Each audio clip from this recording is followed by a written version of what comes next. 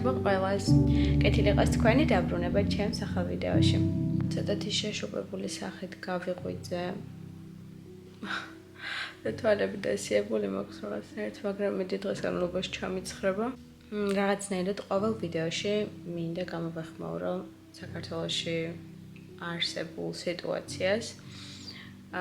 გუშინ, როდესაც ვუყურებდი ვიდეოებს, უბედნიერესი ვიყავი და ძალიან ამაყი ვიყავი, რომ ამდენი ადამიანი გამოვიდა, ამდენი ადამიანი იბრძვის საკუთარი ქვეყნისთვის, საკუთარი ქვეყნის გადასარჩენად და არა მარტო ადამიანები, არამედ პრეზიდენტიც, რაც ნამდვილად საამაყოა. კომენტარებში დამიწერეთ თქვენ დადიხართ თუ არა აქციებზე, როგორ უმკლავდებით ამ სტრესს და არსებულ სიტუაციას. როდესაც ადამიანები არიან ასე გაერთიანებულები, დგანან ერთმანეთის გვერდით, ეს ყველაფერი ნიშნავს ძალიან ბევრს. ამიტომ ხო, ძალიან მიხარია, რომ ადამიანები გამოდიან და საკუთარ აზრს აფიქსირებენ თამამად და არ უშინდებიან საერთოდ არაფერს, ისინი უკვე მზად არიან, რომ თქვა, დაიჭერენ, სცემენ და ყველაფერი, მაგრამ იბრძვიან ბოლომდე საკუთარი ქვეყნისთვის, საკუთარი მომავლისთვის და ამ ყველაფრისთვის. რაც ნამდვილად საამაყოა. ისე თქვენგანი უნდა იყოთ ძალიან ამაყი, რომ დღეს აქციაზეც გახართ საკუთარი ქვეყნისთვის. ეს უკვე ერთი კვირა გავიდა, რაც გერმანიაში ვარ. ამინდები არის ძალიან ცუდი, დღეს გამოვიდა შედარებით უკეთესი ამინდი და სულ წვიმდა. სახლიდან გასვლაც კი შეუძლებელია ხოლმე, როდესაც წვიმს. და დღეს შედარებით უკეთესი ამინდი გამოვიდა და რაღაცებს გადავეყებ თან. ხო და აი ასე. ახლა გავიკეთებ მაჩას და შემდეგ გავაგრძელებ დღეს.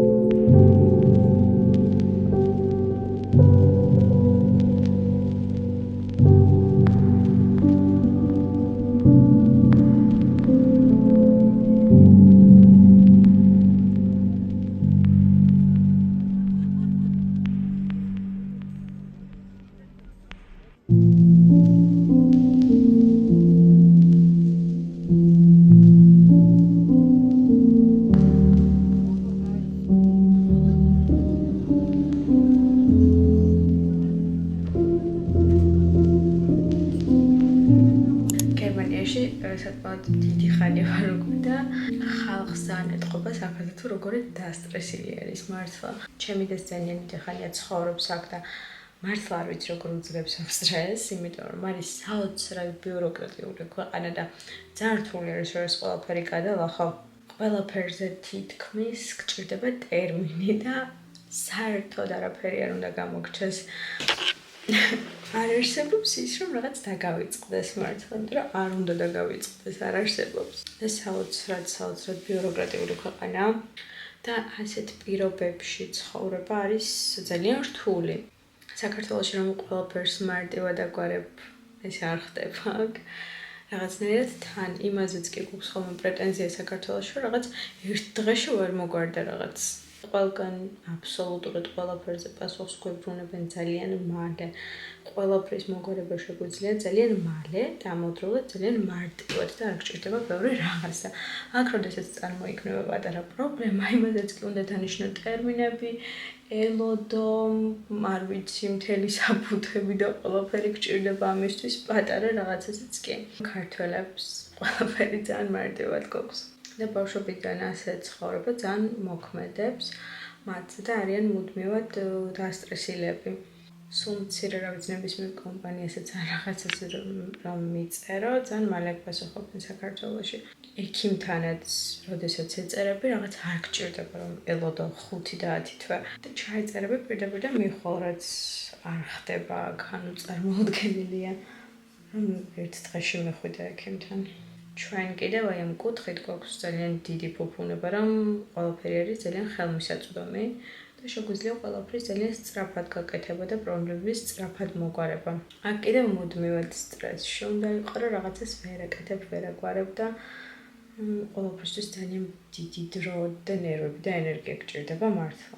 შესაძლოა ესეც იწვევს შემდეგ წესრიგს, რომელიც ჩვენს ქვეყანაში არ არის. და რაღაცები, კიდევ ძალიან ბევრი რაღაც დალაგებული არ არის და არის ძალიან ბევრი პრობლემები. ისიც რომ ადამიანები აქ არიან ძალიან კანონის მოყვარე ხალხი. ეგ საქართველოში არ არსებობს. საქართველოში კანონი არ ვყართ და მხოლოდ იმის გამო აკეთებენ რაღაცას და მხოლოდ იმის გამო იცავენ რაღაც წესებს და კანონებს, რომ შემდეგ არ დაჯარიმდნენ და ეს უარყოფითად არ მიუბრუნდეთ და შემოუბრუნდეთ. და აი აქ რაღაცნაირად ძალიან აქვთ. ეს ყველაფერი გამჯდარი, რომ ხო ეს უნდა დაიცვა და რომ არ დაიცვა, უბრალოდ წარმოუდგენელი რაღაც არის ეს. ნუ ამ კანონების დაცვით, წესრიგით იქნება ზუსტად ქვეყანა. ადამიანები ქმნიან ქვეყანას. ჩვენთან კი ძალიან დაყოფილები არიან ადამიანები, აზროვნებით, ყველაფრით და ზუსტად ეს არის მიზეზი, რატომაც ვართ დღეს აი ასეთ რთულ სიტუაციაში. ხვალ არის კათოლიკური შობა და დღეს უნდა მოვამზადოთ, რომ წავიდეთ ერთ-ერთ გერმანულ ოჯახში, რომ აი ეს შობის წინაღამე იქ გავატაროთ და აღნიშნოთ. არ ვიცი თან რა ჩავიცოს, ხათაშორის როდესაც წამოვედი, ძალიან ცოტა ტარსეს მე ანუ ორ-ორი რაღაც მართლა, იმიტომ რომ აღარც უკვე მეტეოდა და პალტოებმაც და რაღაცებმაც ძალიან დიდი ადგილი დაიკავა და თითქმის არაფერი წამომეყია, მაგრამ რაღაცას მოვიფიქრებ, რომ ჩავიცვა და შემდეგ გაჩვენებთ. რაც ჩამოვედი თითქოს ძალიან შეშუპებული მაქვს სახელმწიფო, ძალიან შეშუპებული ვარ. მთელი ჩემი ცხოვრების დილემა არის წონა. თუ გამხდარი ვარ, ყველაფერი იდეალურად მიდის ცხოვრებაში მართლა და უბედნიერესი ადამიანი ვარ და თუ მოვიმატებ, შემდეგ აი აღარაფერი მეხარია საერთოდ და აი არაფერს აზრი არ აქვს. და შემდეგ ვცდილობ დავიკლო და თან ამას ვაკეთებ ძალიან საშინელი გზებით, რაღაც შიმშილით. ყოველ დღეს ამითხე რომ შიმშილობ და არ ჭამ, შემდეგ რაღაც დებილობას ჭამ. ნორმალურად საჭმლის ჭამა მიჭირს დღემდე ძალიან, იმიტომ რომ მქონდა პერიოდი, როდესაც ძალიან გამხდარი ვიყავი და ანუ იმდენად გამხდარი, რომ ძვალი და ტყავი ვიყავი მართლა და არაფერს არ ვჭამდი მთელი დღეების განმავლობაში. ძალიან დაბალი წონა მქონდა და ალბათ კიდევ ცოტა რომ დამეკლო პირდაპირ საავადმყოფოში მოვხდებოდი. და შემდეგ ძალიან დაიღო ყველაფერი ჩემს ორგანიზმში. ახლა ძალიან მიჭირს დაკალება, მაგრამ როდესაც საქართველოს ჩავალ, ამ ყველაფერს უნდა მივხედო, იმიტომ რომ შემდეგ ფსიქოლოგიურად არ ვარ კარგად და თავს ძალიან ცუდად ვგრძნობ და რაღაც არ მინდა სახელიდან გამოსვლა. ამიტომ ამ ყველაფერს ცოტა სხვანაირად უნდა მივუდგე. როდესაც ვსაუბრობ ხოლმე მილიონ თემაზე გადავდივარ მართლა და რაღაც მილიონ რაღაცას ვამბობ. ხოდა ეს ყველაფერი მინდა და რომ მეთქვა თქვენთვის. როგორც გითხარით, ვემზადებოდი წესრიგად ერთ-ერთ გერმანულ ოჯახში კათოლიკური შობის აღსანიშნად. მაგერ გავგეთ უკვე ჩავის ვენგედაც და თან გაჩვენებთ, მინდა რომ გაჩვენოთ. და ვიცი, კარგად გამიჯდება თუ არა.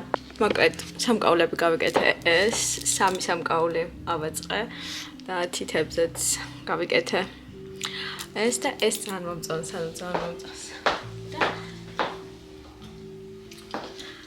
ეს მოცვია შიგნიდან, ზედა და ზემოდან გადავიცვა აი ეს უამრავი. რაღაცა ძალიან მომაზია მგონი. ასე ჩავიცვი შლაქსი შარვალი და ხო, ეს არის ჩემი აუთფიტი და ახლა უკვე წავიდეთ. ნუ ეს ყველაზე ძალიან მომწონს, საოცრებაა უბრალოდ. შევხვდებით და ახლა წავედით. Der war ein Abend. Nee, geschnitten. Wirklich?